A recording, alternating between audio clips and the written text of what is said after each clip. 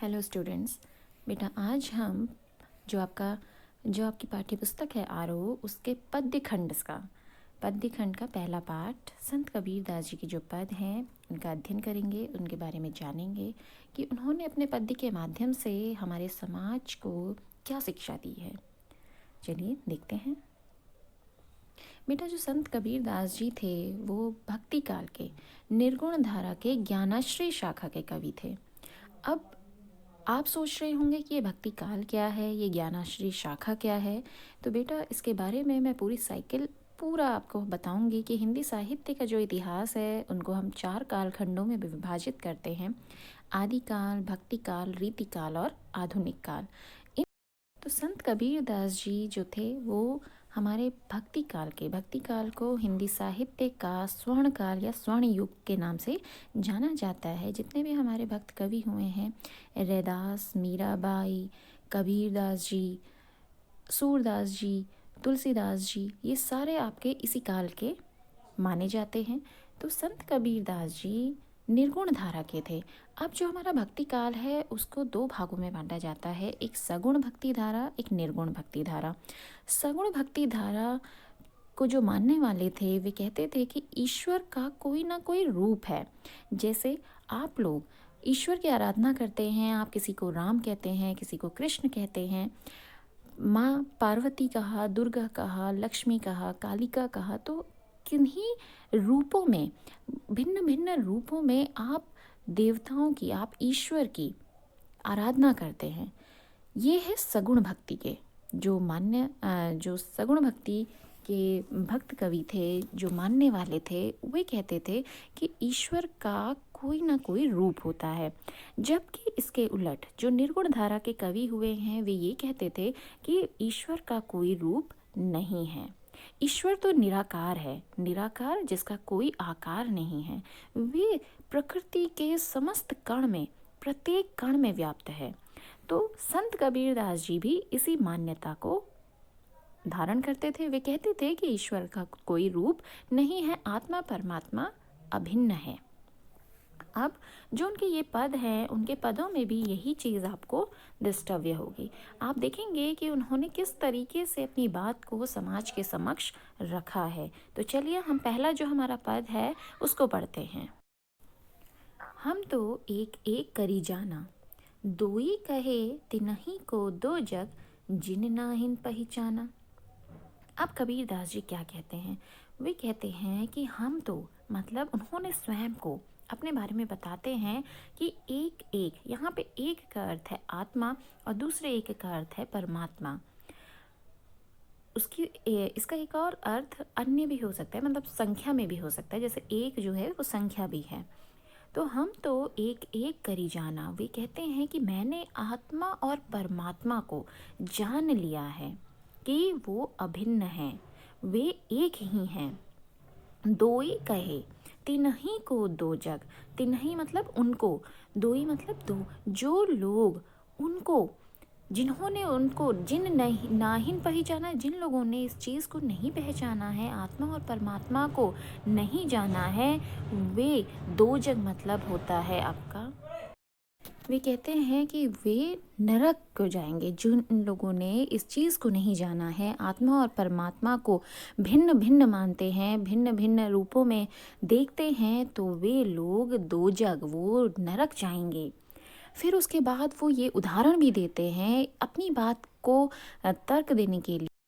फिर अपनी बात को वो बताते हैं, उसकी पुष्टि करने के लिए तर्क देते हैं कि एके पवन एक ही पानी, एके ज्योति समाना। जिस प्रकार समस्त संसार में एक ही पवन चलती है, एक ही पानी का रूप है, एक ही उनमें ज्योति समाई हुई है, तो उसी प्रकार ईश्वर भी समस्त कण में व्याप्त है और जो भी चीज़ें बनी हैं, प्रकृति की हर एक चीज़ ईश्वर के द्वारा ही निर्मित है और एक समान है, किसी में कोई भिन्नता नहीं है। जो इंसानों ने धर्म और जाति के रूप के आधार पर मनुष्य को विभाजित किया है वो गलत है। क्यों? क्योंकि हर मनुष्य के अंदर एक ही तो परमात्मा का वास है। फिर एक और उदाहरण देते हैं। कहते हैं ऐके खाक गड़े सब भांडे, ऐके कोहना साना। ऐके खाक गड़े सब भांडे, गड़े का मतलब होता है निर्मित करना, भांडे का मतलब होता है बर्तन, कोहरा मतलब होता है कुम्हार, साना का मतलब होता है मिलाना। कहता है कि ऐके खाक गड़े सब भांडे, जिस प्रकार एक कुम्हार, आप इन शब्दों को आप नोट करेंगे, आप अपनी बुक में लिख लीजिएगा। ये जितने भी कठिन शब्द आए हैं इनका अर्थ लिख लीजिएगा। कोहरा का मतलब होता है कुम्हार, जिस प्रकार कुम्हार कौन है? जो मिट्टी के बर्तन बनाता है। तो कहता है जिस प्रकार एक कुम्हार बर्तन बनाता है, लेकिन वो बर्तन सभी एक ही प्रकार के नहीं होते। विभिन्न प्रकार के बर्तनों को जब वो बनाता है तो उसके आकार प्रकार तो भिन्न होते हैं, परंतु जो मिट्टी, जिस मिट्टी से वो बना रहा है वो मिट्टी तो एक ही है। तो उसी प्रकार ईश्वर भी सभी में एक ही तो है, समस्त संसार में एक ही तो ईश्वर है। भले ही जो मनुष्य है उनका रंग रूप आकार प्रकार व्यवहार सब कुछ भिन्न हो, लेकिन वो बने तो एक ही तत्व से हैं। फिर आगे कहते हैं जैसे बाढ़ी काष्ठ ही काटे, जैसे बढ़ई, बाढ़ी का मतलब है बढ़ई, जो लकड़ी का काम करता है, लकड़ी का कार्य करता है। वो कहता है जैसे बाढ़ी काष्ठ ही काटे, काष्ठ मतलब लकड़ी, वो लकड़ी को तो काटता है, अग्नि ना काटे कोई। अग्नि, अग्नि का मतलब होता है प्राण तत्व, लेकिन उसके भीतर जो प्राण तत्व है उसको नहीं काट सकता। उसी प्रकार सब घटी अंतरी तू ही व्यापक। अब घटी का मतलब यहाँ पे दो है, घड़ा भी हो सकता है और हृदय भी है। तो कहते हैं सब घटी अंतरी तू ही व्यापक। अंतरी मतलब भीतर, हृदय में। तू ही व्यापक, तू ही तो व्यापक रूप से धरे स्वरूपे सोई। अब तू क्या है? स्वरूप, इस स्वरूप में बसा हुआ है व्यापक रूप से। व्यापक स्वरूप में तू हर एक के भीतर, हर एक के हृदय के भीतर तू ही समाया हुआ है। सब घटी अंतरी मतलब सबके हृदय में तू ही तो व्यापक रूप से निवास करता है। माया देख के जगत लुभाना। फिर आगे कहते हैं लेकिन मनुष्य इस बात से अनभिज्ञ है, वो नहीं जानता। वो कहते हैं माया देख के, माया मतलब सांसारिक मोह माया। कहता है माया देख के जगत लुभाना। मनुष्य जो है इस बात से अनभिज्ञ है कि ये जितनी भी चीज़ें हैं जो सांसारिक मोह माया है वो तो क्या है? क्षणिक है, तुच्छ है। उसको देखकर वो लुभा जाता है। जगत जो है, जो संसार है, उसके पीछे भागता है। वो ये नहीं जानता कि ये तो कुछ ही दिनों के लिए है, वो क्षणिक है, क्षणिक सुख के लिए है। तो वो कहता है काहे रे नर गर्बाना। ये जानते हुए भी हे नर तू क्यों गर्व करता है? तू क्यों अपने ऊपर इतना गर्व महसूस करता है? निर्भय भया कछु नहीं व्यापे। फिर कबीरदास जी कहते हैं कि मैंने तो ये सत्य जान लिया है, इस सच्चाई से मैं अब भली भांति परिचित हूँ, इसलिए निर्भय भया, अब मैं निर्भय हो गया हूँ। अब मुझे किसी चीज़ का भय नहीं है। कछु नहीं व्यापे, अब मुझे वो मेरे अंदर बिल्कुल भी व्याप्त नहीं है, कहे कबीर दीवाना। कबीरदास जी ईश्वर की भक्ति में विलीन होते हुए उनके पक्ष में बात करते हैं, उनके लिए बात करते हैं कि हे मनुष्य, तू जो जिस चीज़ के लिए गर्व कर रहा है वो चीज़ें तो क्षणिक हैं, वो सुखदायी नहीं हैं। मैंने इस बात से मैं जान गया हूँ, मैं बिल्कुल भली भांति परिचित हो गया हूँ, इसलिए अब मुझे उन चीज़ों के नुकसान की, उन चीज़ों के खोने की कोई चिंता नहीं है, कोई भय नहीं है। इसीलिए मैं अब निर्भय हो गया हूँ और मैं इन सब चीज़ों से बहुत ऊपर उठ गया हूँ। हम तो एक एक करी जाना। अब यहाँ पे वो कहते हैं वो अद्वैत को मानते हैं। अद्वैत का मतलब क्या होता है? द्वैत का अर्थ है दो, ठीक है। अब अद्वैत का मतलब अ जो है विसर्ग लग गया है, जो उपसर्ग लग गया है, विसर्ग नहीं उपसर्ग लग गया है। और उपसर्ग क्या करता है? जो मूल शब्द होता है उसके आगे लगकर उसमें विशिष्टता ला देता है। तो अब यहाँ पे द्वैत शब्द में विशिष्टता आ गई है। कैसे आ गई है? अब अद्वैत का अर्थ हो गया है आत्मा और परमात्मा में अभिन्नता। अभिन्नता का मतलब है जिसमें कोई भी भिन्नता ना हो, जिसमें कोई भी अंतर ना हो। तो वे कहते हैं, वो अद्वैत को मानने वाले हैं, वे कहते हैं कि ईश्वर में और मनुष्य में कोई अंतर नहीं है। क्यों नहीं है? क्योंकि जो मनुष्य है उसको ईश्वर की बनाई हुई वो कृति है, और ईश्वर का निवास तो संसार के प्रत्येक कण में मौजूद है।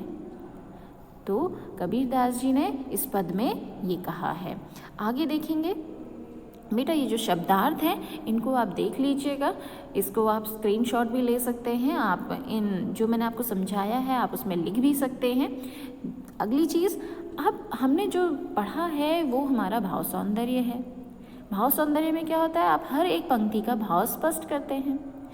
अब कई बार इसका शिल्प सौंदर्य भी पूछा जाता है। अब शिल्प सौंदर्य में आपको करना क्या है? शिल्प सौंदर्य में आप रस, छंद, भाषा, अलंकार, इन सब चीज़ों की चर्चा करते हैं कि उस पंक्ति में इन पंक्तियों में किस भाषा का प्रयोग है, कौन से अलंकार आए हैं, किस तरीके से जो हमारा काव्य है उसकी सुंदरता को बढ़ाया गया है। तो चलिए देख लेते हैं। अब देखिए, हम तो एक एक करी जाना, एक एक जो एक एक शब्द है उसमें यमक अलंकार है। आप थर्ड पॉइंट देख सकते हैं, एक एक में यमक अलंकार है। और यमक अलंकार किसे कहते हैं?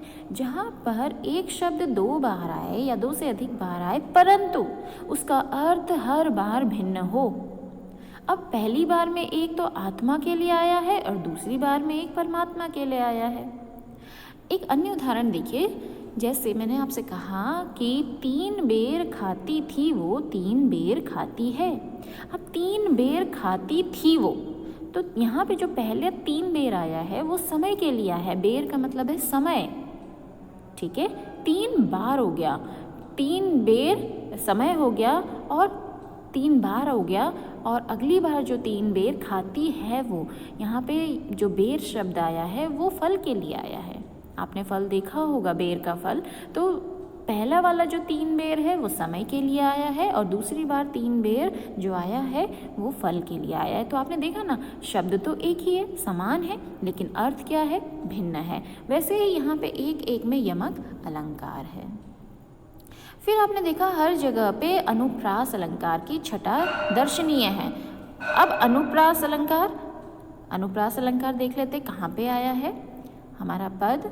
अनुप्रास अलंकार उसे कहते हैं जहाँ पर एक ही वर्ण 2 या 2 से अधिक बार आए। मतलब एक ही पंक्ति में एक वर्ण 2 या 2 से अधिक बार आए, रिपीट हो, पुनरावृत्ति हो, तो उसे अनुप्रास अलंकार कहते हैं।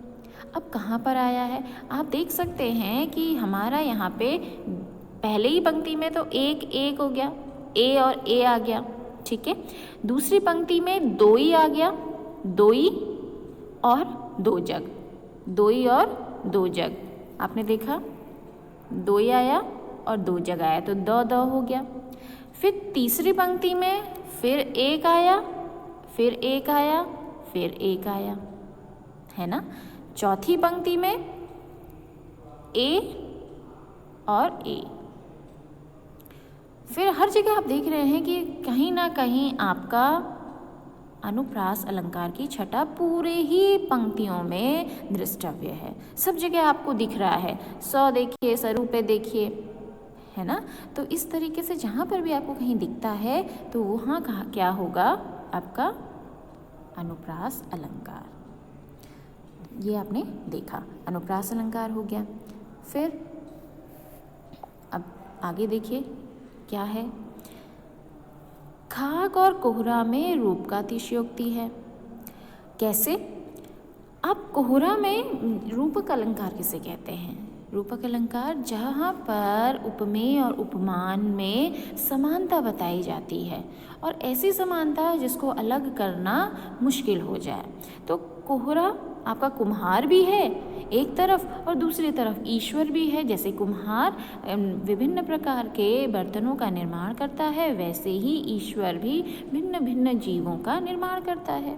तो कुम्हार की समानता किससे बताई गई है? ईश्वर से। फिर सधुकड़ी भाषा है। अब इसको जान लीजिए, जो हमारा 6th पॉइंट है सधुकड़ी भाषा। सधुकड़ी भाषा कबीर जी की भाषा को कहा जाता है। अब क्यों कहा जाता है?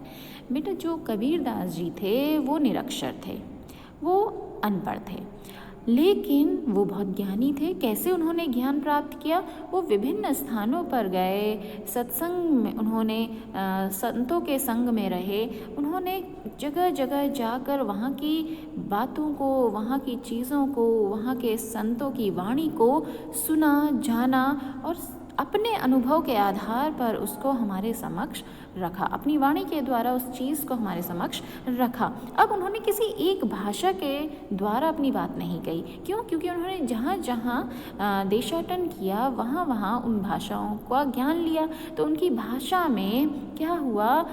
ब्रज भी है, राजस्थानी भी है, अवधी भी है, कई प्रकार की भाषाओं का मेल है। तो इनकी भाषा, जो कबीरदास जी की भाषा है, उसको सधुकड़ी भाषा कहते हैं और आचार्य रामचंद्र शुक्ल ने उनकी इस भाषा को नाम दिया सधुकड़ी भाषा। वहीं हजारी प्रसाद द्विवेदी जी जो है, उनकी भाषा को पंचमेल खिचड़ी कहते हैं। पंचमेल खिचड़ी का मतलब है 5 भाषाओं का मेल है। फिर अब देखिए और क्या आप लिख सकते हैं? आप ये लिख सकते हैं कि उन्होंने मोह माया और गर्व की व्यर्थता पर प्रकाश डाला है। जाहिर सी बात है, उन्होंने कहा ना कि माया मोह में मत फंसिए। फिर पद में गेयता और संगीतात्मकता है। इस पद में गेयता और संगीतात्मकता मतलब इन पंक्तियों को गाकर भी सुनाया जा सकता है। और जाहिर सी बात है कि कबीरदास जी की रचना है और कबीरदास जी ने जितना भी साखी सबद रमैनी, इनकी जो रचनाएं हैं साखी सबद रमैनी, उसमें गेयता है, उसको गाकर ही उन्होंने अपनी वाणी के द्वारा ही समाज को बताया है। सांसारिक चीज़ों के विषय में उन्होंने ज्ञान कराया है अपनी वाणी के द्वारा। और वो किस तरीके से बोलते थे? गाकर सुनाते थे। तो पद में गेयता और संगीतात्मकता है। मोह माया और गर्व की व्यर्थता पर प्रकाश डाला है। आत्मा और परमात्मा को एक बताया है। एक एक में यमक अलंकार है, अनुप्रास अलंकार की छटा है, इसमें रूपक अलंकार है, सधुकड़ी भाषा है और उदाहरण अलंकार है। अब उदाहरण अलंकार क्यों है? बेटा, आपने देखा कि उन्होंने बढ़ई का उदाहरण दिया है, कुम्हार का उदाहरण दिया है, पवन का उदाहरण दिया है, अग्नि का उदाहरण दिया है। कितने सारे उदाहरणों के द्वारा उन्होंने अपनी बात रखी है। तो उदाहरण अलंकार आपको समस्त पंक्तियों में दिखता है। तो ये हमारा क्या हो गया? शिल्प सौंदर्य।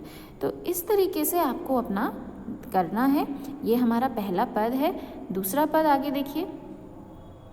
संतो देखत जग बौराना, साँच कहो तो मारन धावे, झूठे जगपतियाना। आप कहते हैं कि संतों से कहते हैं कि मैंने बड़े बड़े संतों को देखा है और संतों देखत जग बौराना, उन संतों को देखकर जग जो है बौराना का मतलब होता है पागल हो गया है। कैसे? बड़े बड़े संतों को देखा है, लेकिन वे जो सच्चाई है, जो सत्य है, उनसे अनभिज्ञ हैं और मुझे ऐसा लगता है कि वे पागल हो गए हैं। क्यों पागल हो गए हैं? साँच कहो तो मारन धावे, झूठे जगपतियाना।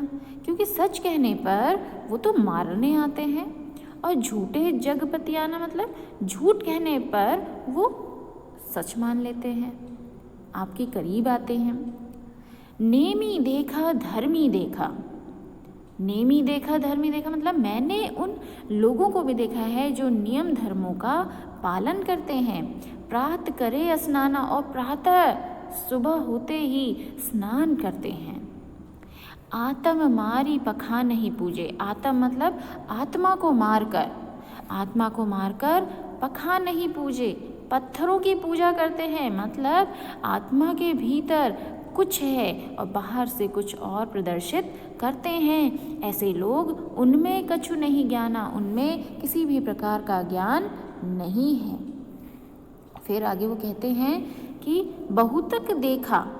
बहुतक देखा पीर औलिया, मतलब मैंने उन, अब मुस्लिम के लिए कहते हैं कि मैंने उन लोगों को भी देख लिया जो जो मुस्लिम धर्म में जो साधु हैं, जो उनके बड़े बड़े जो संत हैं, उनके लिए पीर उनको कहा जाता है।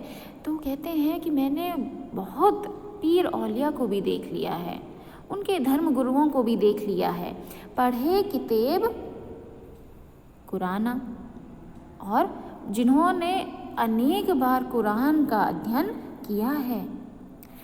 कै मुरीद तदबीर बतावे, उनमें उन्हें जो ज्ञाना, और उनके ऐसे ऐसे भक्तों को भी देखा है जो तदबीर बतावे, जो आपकी कहते हैं कि जो आपकी तकदीर बताने, जो आपसे कहते हैं कि आओ मैं तुम्हारी तकदीर भी बता सकता हूँ, लेकिन वास्तविकता क्या है, उनमें उहे जो ज्ञाना, उनमें लेकिन किसी प्रकार का ज्ञान नहीं है। क्यों नहीं है? क्योंकि आसन मारी डिम्ब धरी बैठे, क्योंकि वो आसन मारकर भले ही बैठे हों, भले ही वो आसन मारकर कितने समय से, कितने वर्षों से बैठे हों, मन में बहुत गुमाना, लेकिन उनके मन में क्या है, बहुत ही गुमान है, उनमें बहुत ही गुमान है, उनमें घमंड है, गर्व की भावना है। और जो सच्चाई होती है, जो सत्य से परिपूर्ण होते हैं, वे व्यक्ति गुमान नहीं करते, गर्व नहीं करते, घमंड नहीं करते। पीपर पाथर पूजन लागे, तीर्थ गर्व भुलाना, वे पीपल की, वे पत्थरों की पूजा ही करते रहते हैं, तीर्थों में जाते हैं, तीर्थों में जाकर पीपल के वृक्ष की पूजा करके, पत्थरों की पूजा करके उसी में वो गर्वित होते हैं। असल में वे क्या हैं? वे दूसरों को दिखाने के लिए ये सब कर रहे हैं। उन्होंने अपनी आत्मा को मार दिया है। भीतर से वे कुछ हैं और बाहर से वो कुछ और भी प्रदर्शित करते हैं। फिर कहते हैं टोपी पहिरे माला पहिरे, छाप तिलक अनुमाना। टोपी पहनते हैं, माला भी पहनते हैं, छाप तिलक अनुमाना, और अपने माथे पर बड़ा सा तिलक का छाप भी लगाते हैं। लेकिन ऐसे लोग ईश्वर को प्राप्त नहीं कर सकते। ईश्वर को प्राप्त करने के लिए इस प्रकार के ढोंग की आवश्यकता नहीं है, तीर्थों में जाने की आवश्यकता नहीं है, पीपल पत्थरों की पूजा करने की आवश्यकता नहीं है, कुरान पढ़ने की आवश्यकता नहीं है। अगर एक मनुष्य दूसरे मनुष्य की निस्वार्थ भावना से सेवा करता है तो वही ईश्वर की आराधना है। वे कहते हैं प्रात करे स्नान, सुबह सुबह स्नान करने से भी ईश्वर की प्राप्ति नहीं होगी। फिर वो खुद ही स्वयं ही कहते हैं कि मैंने बहुत ही नियम कायदे जो धर्मों को पालन करते हुए लोगों को देखा है, जो सुबह सुबह उठते हैं, उन्होंने वास्तव में कुछ भी ज्ञान प्राप्त नहीं किया है, उन्होंने अपनी आत्मा को मारकर पत्थरों की पूजा कर रहे हैं। इस प्रकार से कहते हैं कि जग जो है वो बौरा गया है, सच कहने पर मारने आता है और झूठ कहने पर हमारे समीप आता है। बेटा ये जो है पतियाना का मतलब विश्वास करना है, झूठ पर विश्वास करते हैं और सच कहने पर मारने आते हैं। तो ये जो आपका पेज है इसका आप स्क्रीनशॉट ले सकते हैं। आप इन शब्दों को अपनी किताब में भी लिख सकते हैं ताकि जब अगली बार आप पढ़ें तो आपको आसानी हो और आप आसानी से समझ सकें और लिख सकें। तो ये हमारा दूसरा भी पद था। अब तीसरा देख लेते हैं जो अंतिम है। हाँ, इसका शिल्प सौंदर्य देख लीजिए। भाव सौंदर्य अगर पूछा जाता है तो आप हर एक पंक्ति का भाव स्पष्ट करेंगे, और अगर शिल्प सौंदर्य पूछा जाता है तो फिर आपको भाषा, रस, छंद, अलंकार ये सारी चीज़ों की चर्चा करनी होती है। तो इन पदों में अगर आया शिल्प सौंदर्य करने के लिए तो आप क्या लिखेंगे? आप लिखेंगे कवि ने धार्मिक आडंबरों पर करारी चोट की है। फिर पाखंडी धर्मगुरुओं को लताड़ लगाई है। फिर कुछ चीज़ें जो होती हैं वो रिपीट होती हैं, जो आपने पहले लिखा है वही दूसरे में होगा, जाहिर सी बात है। उसमें सदुकड़ी है तो दूसरे पद में भी सदुकड़ी भाषा है, ठीक है। फिर अनुप्रास अलंकार की छठा दर्शनीय है, आपको कहीं ना कहीं अनुप्रास अलंकार दिख जाएगा। चित्रात्मकता का मतलब है जब ये सारी चीज़ें हम गा रहे हैं, जब हम सब चीज़ों को पढ़ रहे हैं तो एक चित्र जो है, एक चित्र का खाका हमारे समक्ष प्रस्तुत हो रहा है, खिंच जा रहा है, तो चित्रात्मकता है।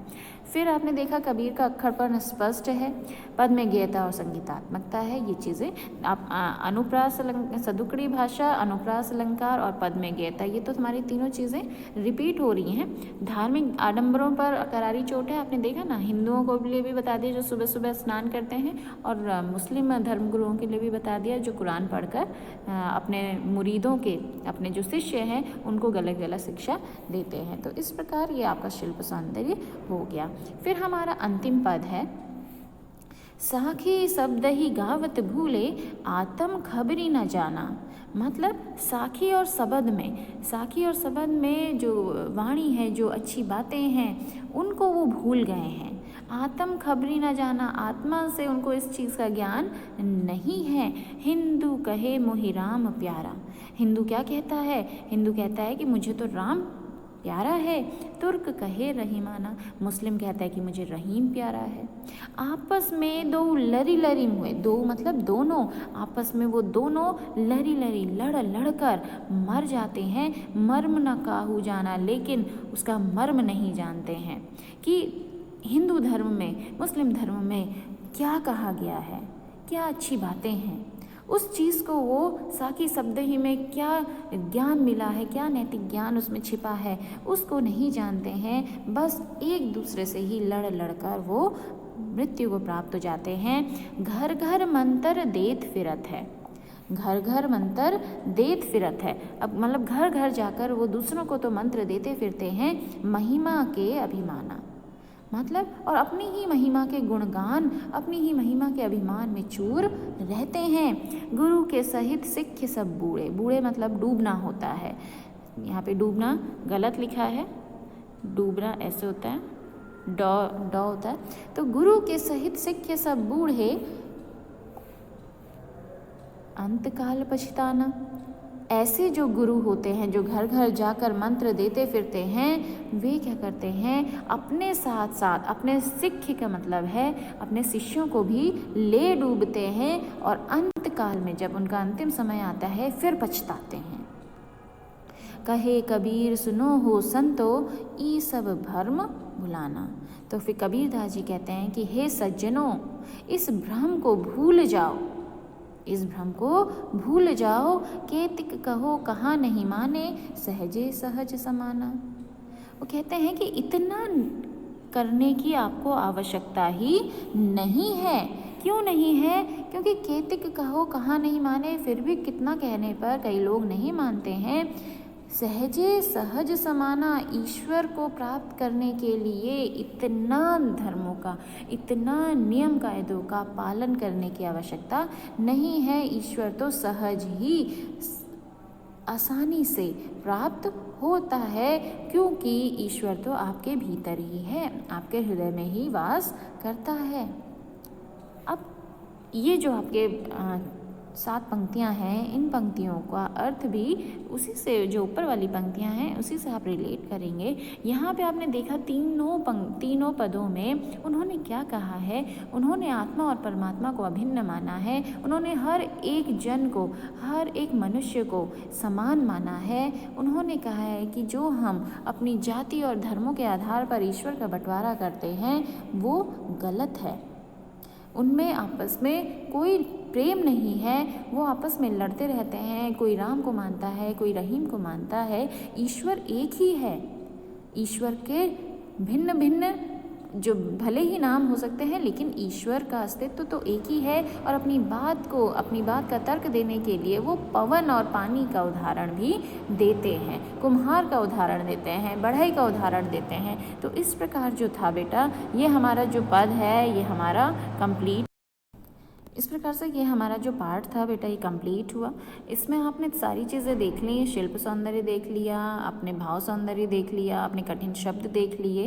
तो इस तरीके से आपको ये पढ़ना है, और जहाँ कहीं भी आपको दिक्कत होती है आप मुझसे अवश्य पूछिए, बेहिचक पूछिए। थैंक यू सो मच बेटा।